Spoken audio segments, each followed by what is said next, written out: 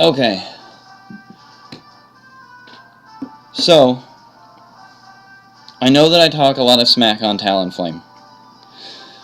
I feel like I have to explain myself on Talonflame, okay? And I get in a lot of arguments on the internet about Talonflame. So I'm even turning down the music so that we can focus on why I think Talonflame is not that good. And it's the same reason that I don't like aegislash. It's predictability. In a game based on unpredictability, because everything in Pokemon is based on random chance, everything has some sort of randomness to it. Even if I've got two Pokemon with Prankster and I breed them together, there's still a chance that their baby doesn't have Prankster. There's RNG everywhere in Pokemon.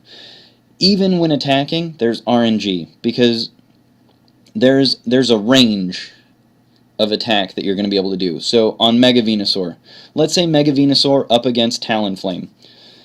Adamant Nature, Talonflame, I've done the damage calcs on this. Adamant Nature, Talonflame against my bold natured, and the way that I've got my EVs spread out on this Venusaur, an Adamant Nature Talonflame with no boost to his attack, even with a Life Orb, I'm pretty sure, has a 50% chance of one-hitting my Mega Venusaur with Gale Wings Brave Bird. Now that goes down to about, I don't even know if it can OHKO with Acrobatics.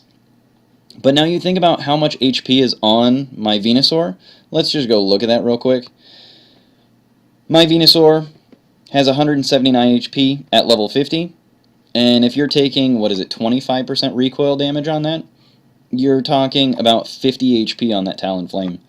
Talonflame doesn't have a crazy amount of HP, and this is my Mega Venusaur here. 179 HP, almost 50 HP that you're just going to lose straight away from one-hitting my Mega Venusaur. And that's assuming that you do.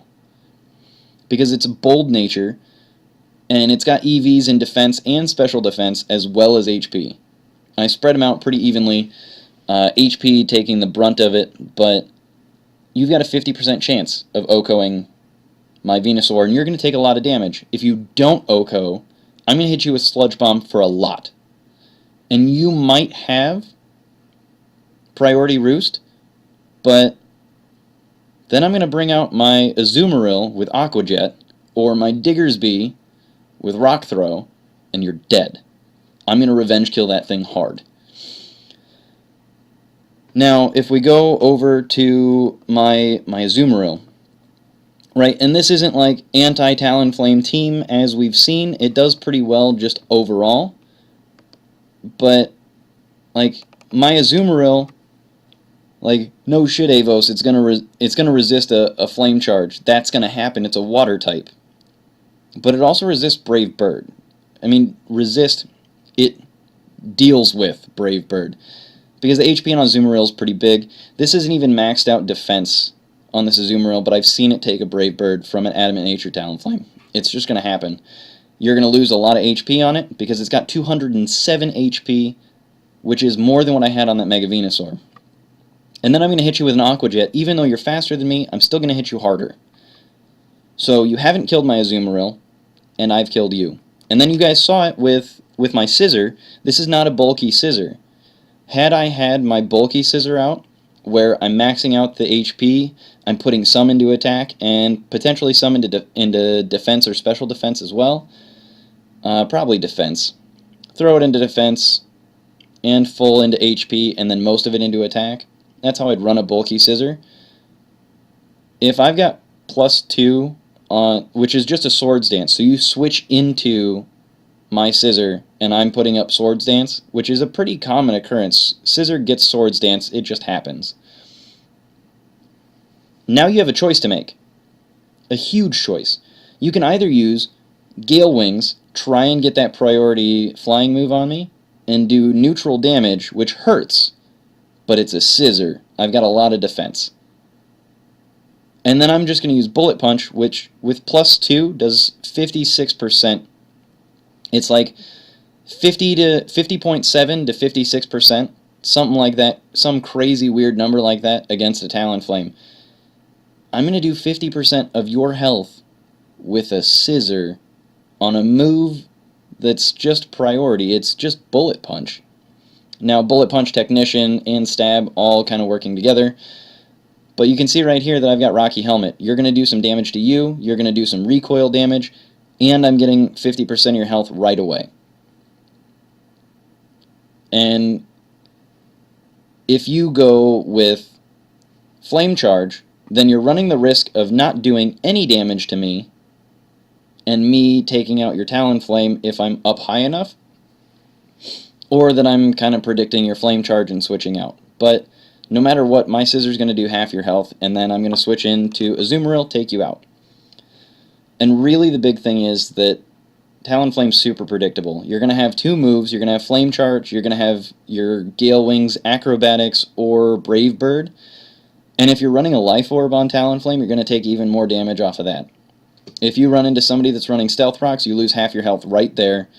And if you're running against a Scissor, then you're losing half your health again, and you're dead. So, I mean, yes, Talonflame is fast. Yes, Talonflame has Gale Wings, which makes it really... Oh, I want that. I want to have a priority roost. But it's got 70 base HP. So, I mean, you're not really roosting that much. I don't know. Talonflame is good, but it's a one-trick pony. It's super predictable. And like I said, it's the same thing with aegislash. You guys have seen it a couple times already today. I take out aegislash pretty effectively, even with just Diggersby. Diggersby resists any of the ghost moves. It can take, I think it was a +2 Iron Head that we took with Diggersby, because he's got a really crazy high HP. But, I mean, even in defense mode, Earthquake from Diggersby Okos. But it's, I don't know. Talonflame not that good. Aegislash fun, but again, it's really predictable. Everybody's going like Swords Dance and then King Shield, and then we're gonna go into our attack stance and try and sweep, and then we're gonna King Shield again so that we don't get revenge killed. But then King Shield doesn't protect you from any sort of status move, so I'd rather have Protect on... I'd really rather have Protect on Aegislash than King Shield. King Shield is cool because if you make direct contact, it's going to lower your attack.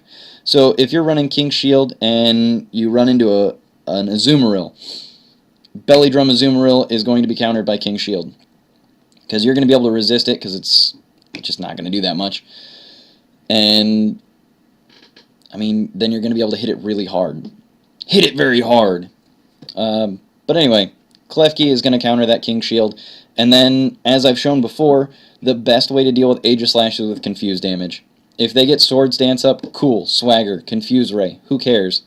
Because once they change form before they calculate whether or not you're going to take Confuse damage or not. And then you've got 150 base attack that's coming straight back at that Aegislash, which now has, what, 50 base 50 base defense? Because when they change stance, it changes the HP defense, or the attack and defense, around. So, I mean, just Aegislash takes so much from Confused damage, it's not even funny. And if there's any sort of plus attack on there, Aegislash is dead. So, if you don't want to run Klefki because you think that keys look really dumb, I would suggest anything with Prankster that can learn Swagger.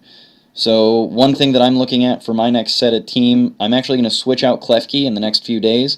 I'm going to breed myself a Prankster Meowstic. Male Meowstic, it's going to have Swagger and T-Wave. It's also going to have probably Dark Pulse and then a Light Screen. And I've been playing around with this idea for a little while, and it actually seems more effective than Klefki. The thing that I love about Klefki is Foul Play with Swagger. That's a great combination. Swagger and T-Wave take advantage of Prankster, and then Foul Play takes advantage of Swagger. But that's kind of the thought process behind these two, but behind some of these things that are going through my mind. I want to take advantage of some of these abilities as much as possible, and I want to take advantage of my opponent's weaknesses as much as possible. Aegislash and Talonflame, their weakness is predictability. That's all there is to it. If you know what they're going to do, plan for it. You already know the two moves that they're both going to go for. You might as well just go for it and see if you can counter them before they get there. So, on with that.